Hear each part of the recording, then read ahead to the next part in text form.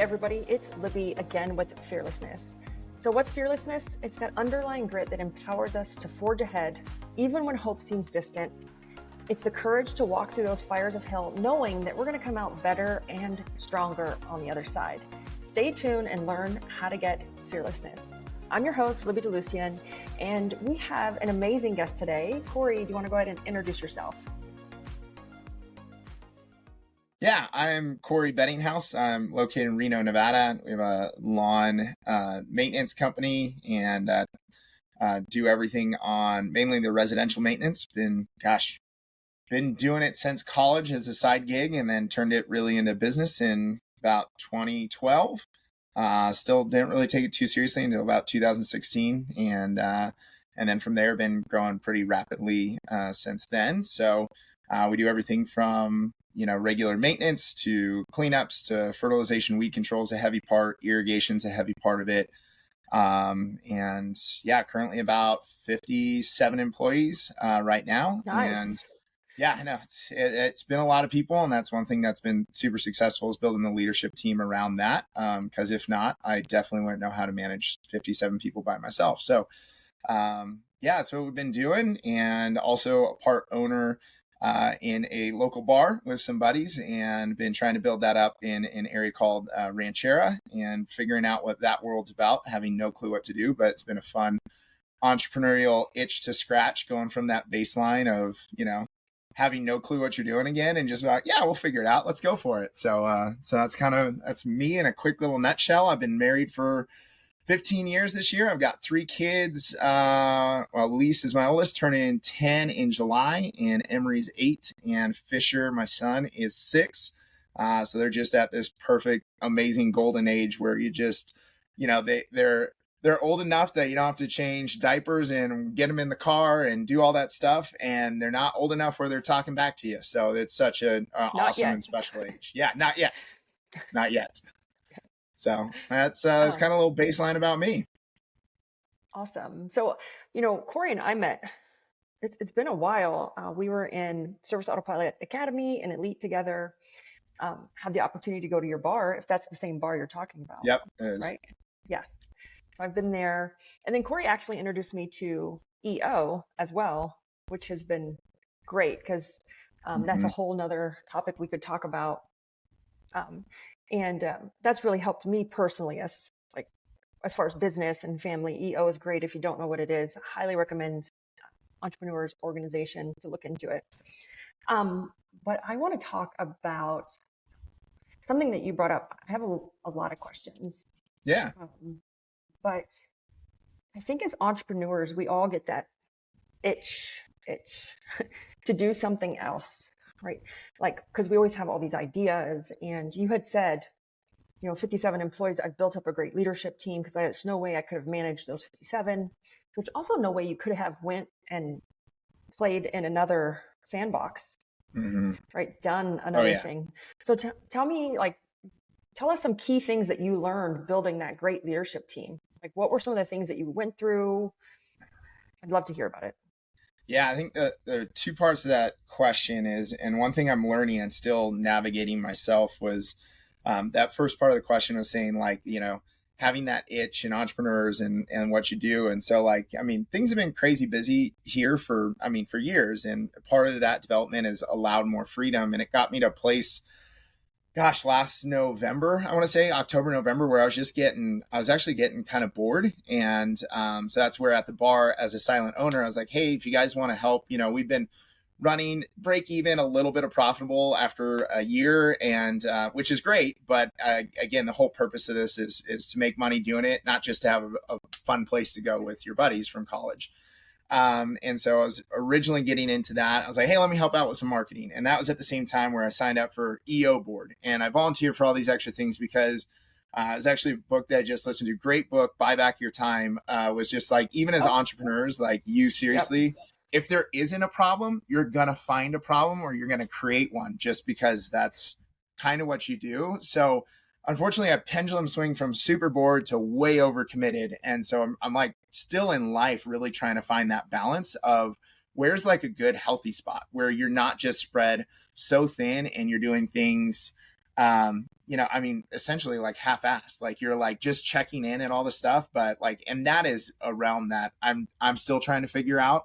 Cause I feel like I'm either pendulum swing to bored or pendulum swing to overcommitted and frustrated. Right now, like it has been saying no. I think in that book, he also was saying like, if it's not a F yes, then it's an F no. And like, that's just kind of it. Like, unless you're 100% sold, don't just get yourself, busy work. So that's kind of part one that I would say of like getting into that realm, is that I created that space. So as far as the leadership team, and it has been a journey. I think from, mentor of, yours, mine, and Jonathan, and hearing stuff that he had said, like, it's just finding that hiring and always being hiring for the A players. And if they're not, if you're slow to hire and you're quick to fire. And that's always been a theme. We've been around, but there's many years that wasn't the case. And now I've been seeing way more the simplicity of that. And then just like always recruiting, always building that bench and trying to do it. Like, I mean, we do interviews we're fully staffed right now, and we're doing interviews every single day, that come in through the door, because you never know when something might change in your business. Somebody, it could be injury, it could be move, it could be just like, wow, that person was great for 30 days and now they suck. And you've just got that bench to somebody that you've done 30 interviews in the last week, and you're like, sweet, that one was the best of those 30 interviews. Let's get them in tomorrow and start training. And then it's pretty seamless. So I would say is like, a lot of the general workforce, and it's been an amazing year this year with our field staff and the people we've hired and the culture we're building. As far as the leadership team went, I would attribute a lot of the EOS stuff, reading through Traction and Rocket Fuel and stuff like that. Like you get some of those fundamentals and you figure out kind of what that organizational chart looks like. For us the main business being Cory's Lawn Service is, so we have myself and Nicole is our general manager. And then we just have each one of the divisions. So each of the divisions has a manager that's over it. So you got office manager, our maintenance manager, our FERT and weed, our irrigation manager, and then our shop and fleet. So building that team and just having organizational structure where like who's been able to report to who's, and some of those only have like one or two people in their department, but at least they're the person that's coming to the table and we're talking more than just the day-to-day work. And I think it's been really awesome this year. My general manager, Nicole, she's been fantastic. And I think I hired her, she'd kill me if I forgot, but I think it was like 2017, 2018, where it was just kind of like this, like, hey, I might have part-time work for you. And now she's running the whole ship. And it's been really cool because we do have like our level 10 meetings, which is just Nicole, myself, and TJ. So three of us that are in that.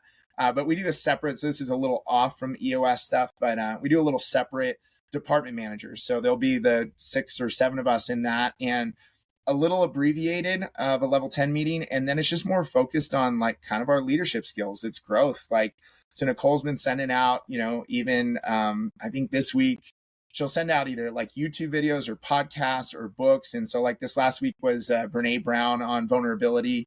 And so like just talking about with that and like, so we're just getting vulnerable and being open and like how we can grow as leaders, how we can grow as just humans, and just kind of investing into one another to build that team that it's just core and solid. And it's not just, hey, go get this work done, go have that conversation with this person. Hey, we're behind on this, but actually developing, those leadership skills. I love that. It's funny. You just brought up buy back your time. When Jonathan shut down the elite group, I went to go look for another mentor. I went to go look for someone else to like get what we had in Service Autopilot Elite. And I ended up in Dan Martell's program, which is who's the author of Buy Back Your Time. And he was also Jonathan's coach. And I had no idea. I didn't know that either. Yep, that was Jonathan. So when Jonathan would always talk to us in Elite, and he talked about Boardroom, and he always referred to Boardroom. That's Dan Martell's group, who is the author of Buy Back Your Time. The world is so small. That's so crazy. I had no idea. Yep, and I was just in Denver all week with Dan Martell. Okay. Yeah, but it's such a small world, and I love being in that room because I see like parts of what Jonathan learned coming from him. Whether you're a payroll pro or an employee wanting to understand your paycheck better, we've got you covered. Tune into It's About Payroll for expert insights on payroll trends and compliance, or check out It's About Your Paycheck, the go-to podcast for employees looking to understand their pay and rights. 2 great shows, 2 great hosts. Listen now. Brought to you by Work Defined, where payroll meets clarity. Mm-hmm. It's been really great, and it's a great book. Oh yeah, Highly recommend it to our listeners if you haven't read it yet. Oh yeah. And it's cross, platform. Like, I mean, there's anything like, there are so many things or one thing, and that now makes a lot more sense because I was like listening to that book and I'm just like, wait, okay, well, good. I'm doing something good on here. And, he even mentions about Colby's. I'm like, yeah, we do that. Oh, we do this. And I'm like, sweet, I'm kind of on the same page of this. And that's because our mentor, Jonathan, right. He grabbed it from him. So that makes a lot more sense now, to go through that. But I mean, one thing I learned, I felt like I felt about that book was it didn't matter if it was a solo person that's just getting started off and probably less than $100,000 in revenue, or, my size business or bigger. Like, I mean, there were applicable like things to take away from that book at any level, which was freaking awesome. Yeah, absolutely. I couldn't agree more. I love that book. And so I loved hearing like, the EOS, the journey, and we too run slightly modified versions of EOS. It's a heavy read. And for our listeners, like if you're just not there yet, you can always run a modified version, something that works for you. If you feel like your team is too small, like Cory just said, sometimes there's only 1 or 2 people in some of these department meetings or the L10 meeting. So I love that feedback as far as, EOS. And so how is the new project going? Like you went from Cory's lawn service to then running operations for the bar. Yeah. How was that different? Like, man, it brings it back to ground level. Like, I mean, that's the thing. Like I'm saying, the boredom at here that I was feeling like last August, again, we were starting to come into the off season and, things have just been running smooth. And so, I mean, it's a great place to be.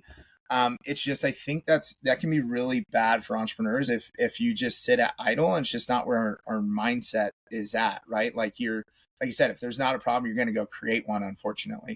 And that was that where you're just like, you get the itch. And that one, the circumstances of the bar had a little bit different scenario where we had a bar manager that was like, we knew was going to be temporary.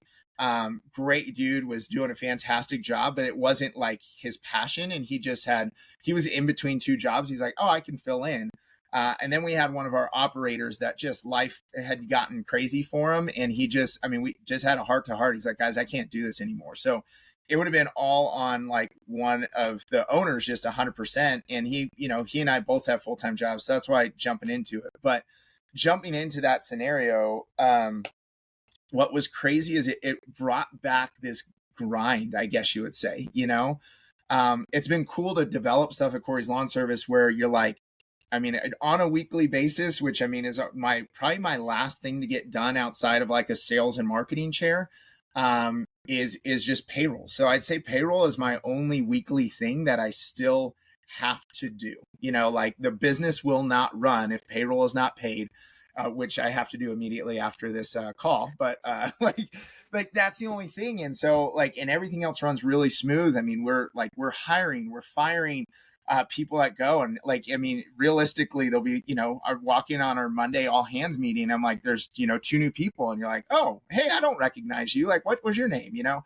So it's such a cool place to be. But again, because you're so distant, not distant, but so like out of the day-to-day operations, it was really cool and frustrating to get back into the day-to-day operations on multiple levels, like because you're going and you're cleaning and you're ordering and you're talking with our bartenders, you're figuring out products that you don't know about. Like even starting in the mowing stuff, the reason I started this is because my parents moved into a retirement community and they're like, oh, we thought the HOA would be mowing all the grasses, and they're not. And I'm like, oh, I can figure out how to mow grass. Like, I mean, that's how it started. And so then you just figure those things out. So at the bar, it's kind of like, I can figure out the change of keys. Now, our bar is a self-serve one. So there's a lot of technology. Like it's not just tapping a keg and going. It's like auditing the flow meters. It's uploading all the different things. It's like figuring out all these things that go in between. But it became a new challenge that was like, oh, I'm back using my hands, trying to figure what this was. And it was a cool thing, the emergency call, or like, oh crap, like I've got to go down at 10 o'clock at night because X, Y, and Z happened. And so it was interesting to get back to the basics again and remember those frustrating things that I felt with Cory's Lawn Service that I have now. Hey, we're the payroll baddies, and our mission is to make payroll fun and relatable. And call out industry when we hear it. You got to call it out. You got to call it like you see it. But we also got to shine a light on all those unsung payroll heroes out there, making sure we get paid. Yeah, those are the real payroll baddies out there, and we love sharing their stories and showing them love. With gold chain and everything, baby. By the way, SAP is the best payroll out there, and if you don't like it, get out. Built out and built teams to manage or processes to manage. Like now to get that view of like, okay, now what are the teams that we need to build here, or what processes need to be put in place so you don't, because you've solved it one time. So like, how do we get back to the ground floor and figure out how to solve that again? So that's been an interesting, again, totally different realm. Like we don't have anywhere close to the amount of staff, or no, because it's brick and mortar. You're not sending out a bunch of people. But then how do we make it, getting more in touch with what our clientele was? We originally started thinking like, hey, we're a bunch of dudes that like beer. Let's put a 30 tap beer wall that people can self-serve and have a giant screen for games. But then you realize that your location is a bunch of like women that come and shop, and they go to the bakery and they love that. And you walk around like, dang, we missed the mark. We've got to readjust. And so now like, cause it's like the women is the demographic. So like the guy we hired, like, we got to get cocktails on. We've got to push forward the cocktails on tap, a lot of these things, to be able to readjust. Yeah. Wine. We have 3 wines on tap now, which, so it's just, I think that was the fun part. And again, frustrating because man, it was me going back at 10 o'clock at night into a place and being like, this tap blew and we've got an event tomorrow morning. So we've got to make sure that's set because we don't want to be doing it before that event starts. But still like now in the hindsight, or not the hindsight, but like looking what the possibility of the future could even look like for the bar, because I've experienced it now with building out Cory's Lawn Service. Yeah. I, run into a lot of entrepreneurs who want to start another business, or they start another business or another location or another vertical. But I think for a lot of people, they don't realize that you're starting the business from like infancy. You have the experience and you're trying to apply it, but you still have to like clean the bathrooms and take out the trash. Mm-hmm. And it's hard for a lot of people to go back to, hey man, I didn't have to do that anymore. I don't want to do that. I want to be at the level I'm at with my other business. And we experienced that. We launched a couple locations of Organize It, and we were like, holy crap, this sucks. We were trying to do things. And we were making it difficult, and we were like trying to implement strategies at the level that our original location was at, and it was failing, and we were spending money. Instead of, we said, you know what, we have to start back to the basics. Like keep it simple, go back to the basics, because we have to learn how to build it again from the ground up. Yes, we have our experience, but you can't just go in and apply that level of where the other location is. You have to kind of start from zero.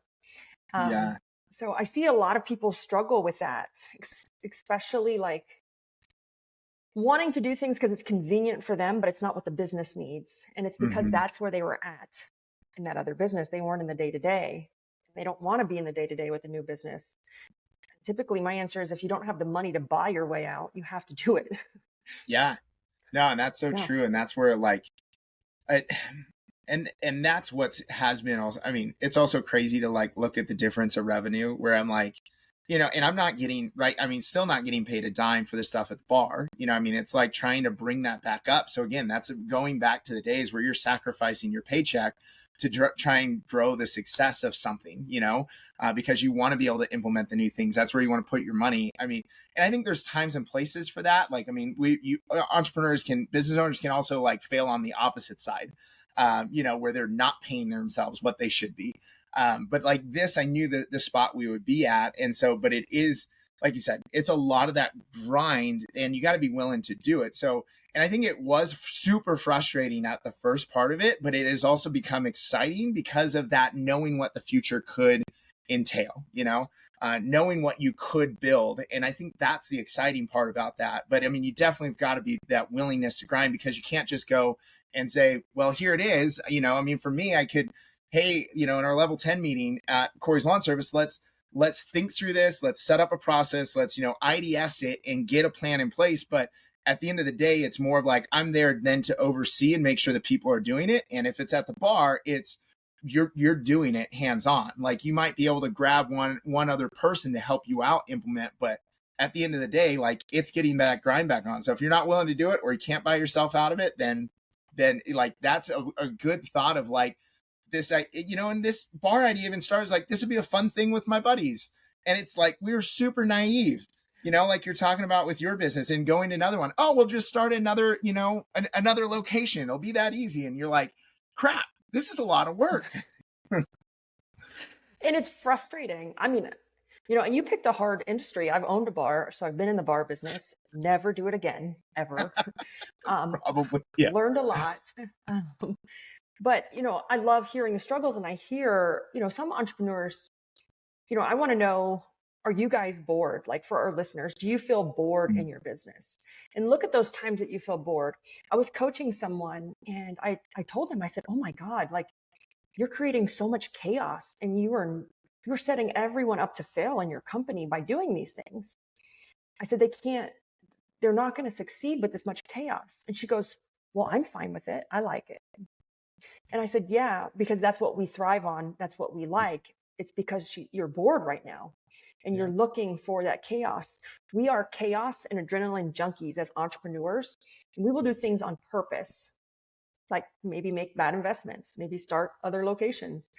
And we may know that it's going to fail, or maybe we know it's a bad idea, or maybe they're great ideas. But at the end of the day, I think we do these things so that we feel alive.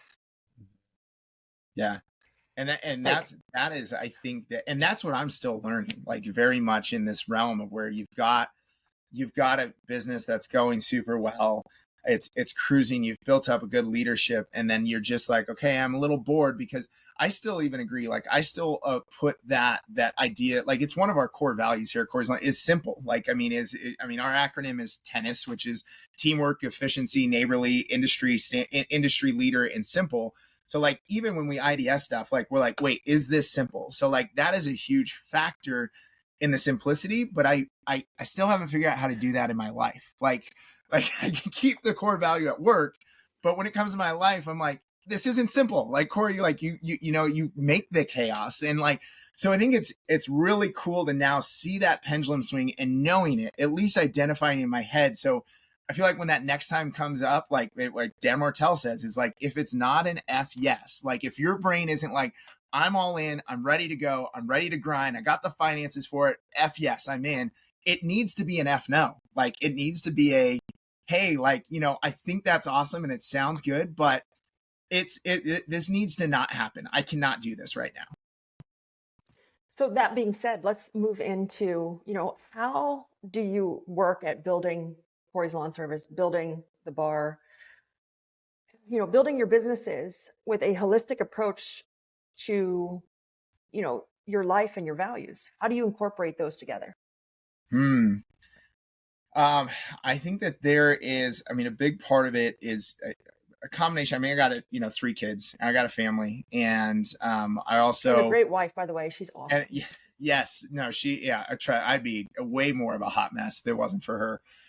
So it was like, the thing is still finding that balance. And I started it even, about 2 years ago, I would say, when things were still a little bit chaotic. It's easy to say now. I would say in the last 2 weeks, I've bailed from work because a buddy calls up. He's like, hey, I need a 4th for this golf tournament. And I'm a big golfer. And so I'm like, hang on, let me just reschedule this meeting. And yep, I'll be there. I'll see you at the course in an hour. Like, being able to do that last minute and having the freedom that I'm not like Yeah. Are there responsibilities I should have done that day? Absolutely. But can they wait another day? And I've created that freedom. That is a thing. But 2 years ago, things would be more chaotic, but it was still a realization that your body, your mind needs to be able to Sabbath. It needs to be able to have a rest. And my family needs my attention, and myself needs my attention. It's like so it would be the mentality, I think, and on the initial start would be this regimen of I know Monday through Thursday, I'm going to grind. I've got a bunch of stuff that I got to get done. But unless it is like I was trying to protect as much as I could for my Friday. My Friday, I'm going to come in, I'm going to check in, I'm going to deal with any last minute stuff, and then I'm going to get out on the golf course. And that's going to start my weekend. And that gives me a little time for myself, any of the buddies that I want to hang out with for the week, any of those extra things that I was at least created a time frame that I could do it. And Saturdays, unless the problem is the kids are now at an age where you got birthday parties. That is ideally our family day. And it does, and gosh, times of season, it involves running all over the place for sports and for kids' birthday parties. But that's not a day that daddy works. That's not a day I plan on golfing. There's a handful of tournaments in a year that, yes, I will, or conferences and things like that. But our normal week to week Saturday is kind of like our family Sabbath day, if we can. And then Sunday is like a blend. I'm a big, also largely involved as a lay pastor at our church. And so with that, there's a lot of church activities that go with that, and meetings that are on Sundays. But then if, that whatever extra time is still built in with the family. So, it's amazing. Even, something that I would love and want to do, friends would be like, hey, I got a, tea time on Saturday. Let's hang out. Let's do this. I'm like, nope, that's my family day. That's not going to happen. Definitely the age of the kids, we are still running around and doing activities, but we're doing it all together. That is our family day, that we're trying to keep precious. So I guess you would say when it's trying to find that balance, and, it also health stuff has a huge part to do with that too. Which, I got into a good regimen. My wife and I work out together on a regular basis in the afternoons after work. So that's the thing, work shuts down, you get home, you crush a workout in, you get to the dinner family, you do the bedtime routine. So all that stuff from 5:30 in the morning till 9:30 at night, it is pretty built in Monday through Thursday. Friday, able to get some personal time, family day, Saturday, and Sundays church and family stuff as well. So I think it's, and Dan Martell gets into that as well. Not to just pump this book up, but I'm thinking, when you have the calendar, it at least, there's still going to be chaos in it. But when you can formulate what that calendar looks like, there's freedom in it, because then you can open those times, or those times for me to look forward to. I'm looking forward to that Friday.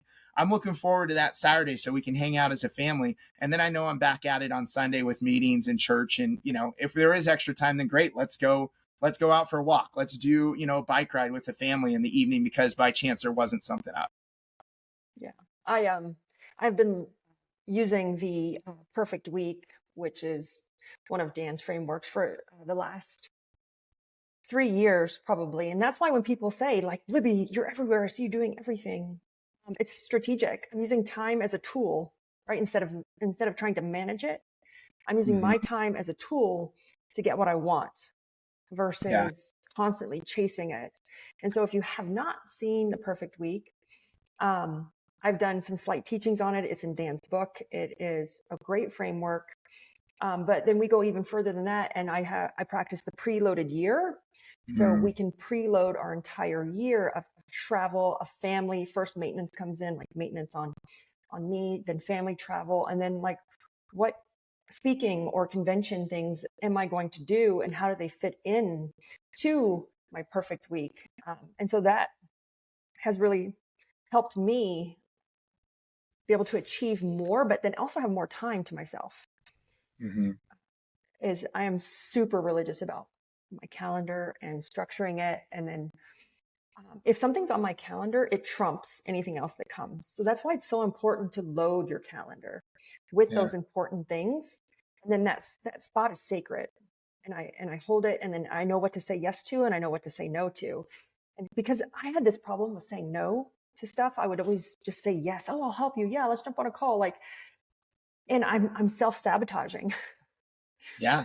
But now with that, I don't feel bad saying no. Oh, I can't. I have that's my family time, or that's, ever since I started doing this, me and my husband go to Sunday brunch every morning, and I drink a mimosa on Sunday brunch, like some fancy lady, because it was just something I've always wanted to do, and I never did it until I put it in that calendar. And Yeah. you live by that calendar. Yep. No. And I mean, there is so much more freedom in it. And I need to get, so this is also another thing, because I know you are a lot more, yourself personally is a lot more organized. I mean, it's kind of in your name. Like you're more organized and regimented and disciplined than I ever have been. Like, I mean, this is new for me in the last few years. And I'm still sporadic. I'm like a squirrel. The amount of times in our level 10 meeting that my general manager has to be like, Cory, like squirrel. Like, I mean, it's literally just the code word, because I'll just like go that way, and so it has been learning, but even for that, like, I mean, I recently just got our first, a general manager and I are splitting an executive assistant. And so like, just because. Oh, I was going to recommend you should get an assistant to help you stay on track. And so like, and Mandy, I was just meeting, it was so funny. I was meeting with her right before this, and she's like, Cory, you've got 5 minutes. And she put up on the screen, like the video. I'm like, oh yeah. Because she is helping manage that calendar, helping keep me accountable. And then also like, goodness, the amount of times then, that I would not get to inboxes. So now it's the most important things that need to go, like, and she's been fantastic to be able to have that organizational part for me, as like, definitely as a person that is the scattered brain, that wants to do the fun, that wants to just go out and do all those things, that I could be self-sabotaging. She has really helped. And I like just was very upfront with her when she got hired. I was like, I'm going to let you know, like, and I need to know if I'm frustrating you, because I am. Like, this is the person I want to be, and I've seen the success in it, but my tendency is to go like this. And so it's really helpful that like Nicole, that's now known me for 7 years, like she's able to speak into like to help Manny and just say, hey, yes, this is how the kind of person he is. But even Manny in such a short time has been able to be like, hey, like, let's focus. Let's get on this. Nope, you don't want to cancel that because that was what you told me was a core priority. I'm like, oh yeah, I mean, like, I'm not a dummy, but like sometimes I do feel like I need to be talked to like a child. Like I need somebody to just be like, that's not what you're going to do. You're going to go do this. And then you're like, okay, yes, that is a true statement. Let's do it. This is a great topic, because I went through 3 assistants before I found the one that works for me. And it was all my fault, right? I didn't have the proper expectations or training. It was my fault, right? I hired the wrong people. And so now like Marilyn is my executive assistant. And I'll be on a Zoom call and she'll like chime in. You have 5 more minutes. Like someone will ask for a meeting and I'll say like, sure. She goes, well, frankly, I don't think it's worth your time. I'm like, yes, ma'am. Yes, I know, right? It's so, I mean, it's awesome having between Mandy and Nicole. Like that is so much. We're like, nope. And I'm like, okay, yeah, thanks. Because if not, we want to do all those things. We want to help people. We want to, grow ourselves. But there are times like where, again, if in that calendar you can get that in there and budget that time and have it planned, then yes. Like, I mean, I had a meeting yesterday with a guy from church, and I knew that it was going to be, it was going to be a tough meeting, but I knew, again, that's where I've been trying to do. Like my wife works usually either just on Mondays or on Thursdays. And that is usually the time that I'm like, great, we have a nanny that's at home with the kids. This is an opportunity for me to like budget a happy hour. Like who are the person I need to catch up with? And there was one that even canceled on Monday. I'm like, nope, this is my time to do this. And like called up somebody else, like, let's plan this for this time. But you also know, like, while that is filling in a small way, it's also really draining. Like it's really draining to have some of those meetings and some of those conversations. But we want to do it to either help the person out. You want to just, catch up. You want to make sure people are doing well. And like, or, that one was half talking personal, family, and business. Like he's a small business owner, videographer, photographer. And like, he's just, he's like, how do I get to that next level? I'm like, well, I don't know your world, but I was like, I can tell you the most amount of conversations I've had with guys that are solo. And what I remember is our argument is always like, well, what I do is so specialized, or what I do really needs my attention and needs that. I'm like, no, it doesn't. Like, for him, I was like, what is one of the biggest time suckers? Like editing videos. I was like, oh my gosh, I bet you could go on to Upwork right now. And I was like, well, then there's all these things. I'm like, just create a Loom video and do it 10 times and have them try. You can still edit it, but I was like, you got to start, Yeah. You got to create a playbook for that. Yeah. I love that topic because right now we do this occasionally. We're doing time audit sheets through the whole WootRecruit organization. I've done it with Organize It another like last quarter or 2 quarters ago. We're doing it now, and I just came out of one of the L10 meetings this morning, and someone's feedback was like, "Man, that time audit sheet was really eye-opening to how much time I'm spending on stuff." And this was just from someone that works within the marketing department. And for someone like your friend, do a time audit sheet. It's so enlightening. It's going to teach you so much about yourself. Like I'm even doing one, and I spent 1 hour yesterday looking for something and never found it. I was looking for a picture of an example of the time audit sheet, and I never found it. And my husband found it in 5 seconds, but I didn't ask him. Again, I thought I was the only one that could look for it. Yep. But those time audit sheets are amazing because it's going to really force you to write down, what are you doing? What are you spending your time on? And am I the only one who can do it? Someone else can do it, or anyone can do it, or the categories. And you know what? We're not as special as we think we are. Like we're all special individuals. But I think, when it comes to our business, the things that make our business special are the values of our business, not necessarily what our business is delivering. It's how it delivers it. Yeah. And that's one thing. I mean, it was two years ago in our strategy summit. So like our end of the year, like, hey, what's our big focus for the company this upcoming year was, we just put around the theme that everything we're going to focus on is quality people doing quality work. So I was like, does that mean, are we hiring the quality people, and are we producing the quality work? So it just is, it's the same idea as you're going back to your core values. But for a year, we realized like, hey, we've had a lot of quality issues. We've had a lot of warranty repairs that went back last year. We've got to really figure this out. And we've also started seeing with doing like a lot more recruiting that if we can build the bench and hire A players, but then if you just always go back to that focus, quality people doing quality work. And so this year they love that. And we're like, well, what's kind of our theme this year? So it was the same, but then and then the last part was held to quality standard. So this year is quality people doing quality work, held to quality standard. So, I mean, for us, like doing things like that, like, so then my operations manager, TJ, like that's his mind. His mind's like yours. He is systems and processes. And thank goodness for him and Nicole, because that's the other thing. If I didn't build this team, there's no way any of this stuff would have been done, because I suck at that stuff. I really do. And so like, yeah, most people want to hire a version of themselves. Yeah. Oh yeah. So that's where like TJ's been great, because like we implemented Trainual and using Trainual for a lot of those standards. And that's like the initial for onboarding and like what would be going. And here are our standards and our processes, and him helping to create some of the scorecards.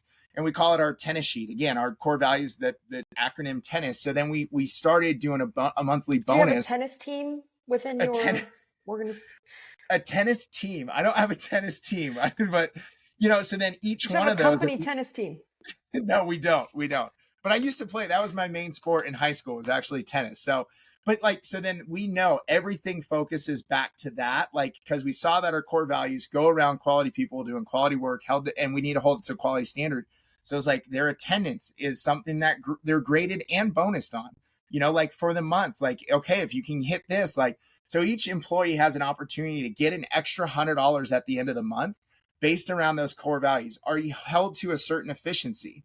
Like, is your neighborly score, like, and that's where we also implemented applause. So they have this net promoter score, like that they're ranking against. Are you at least hitting a 9 on that NPS score? Like, and like, so then you created something, the industry leader. Have you been up to date and doing all the stuff that's on Trainual?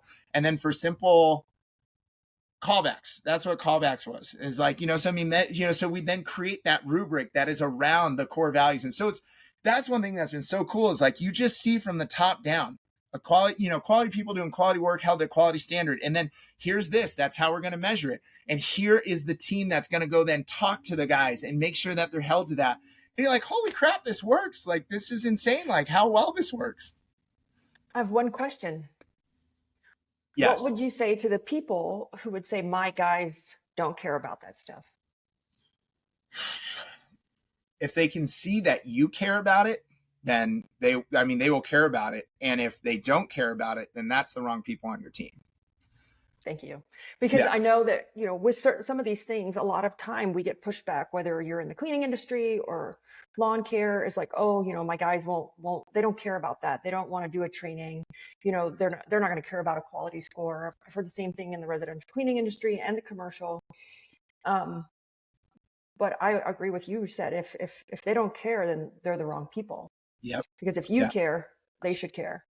Yep, exactly. And that's where you just got to be consistent and do that stuff around yourself. And because if you can do that and they see that you care and they see that's the core of your business from the moment, and that initial transition, that is going to be hard. Like if you can't go 0 to 100 like immediately. Like you can't just lay down the playbook and just say, this is the way it is. And you can. Just know and be prepared that you're going to have 50% exit or 50 or more people that you're going to have to fire. And you've got to be held to that. You can't kind of come back down. And it's not being the rule enforcer and being the jerk. Like you're creating a culture and it's going to take time. But I would also know that if you are coming out of the gates and you've had nothing and you lay down the law and you're going to hold to it and you're going to hold your team to it, you better be ready to hire a bunch of new people that can start from ground zero, because other people have been getting away with it too long and they're not going to want to adapt. And I love that topic because say we go to conferences, we go here, we go to a mastermind, and we get this motivation, we get inspired. We're like, oh, we're going to do these processes. We're going to implement this. And to me, that's the evolution of business. Mm-hmm. When we start doing those things, some of the people that were with us don't like that.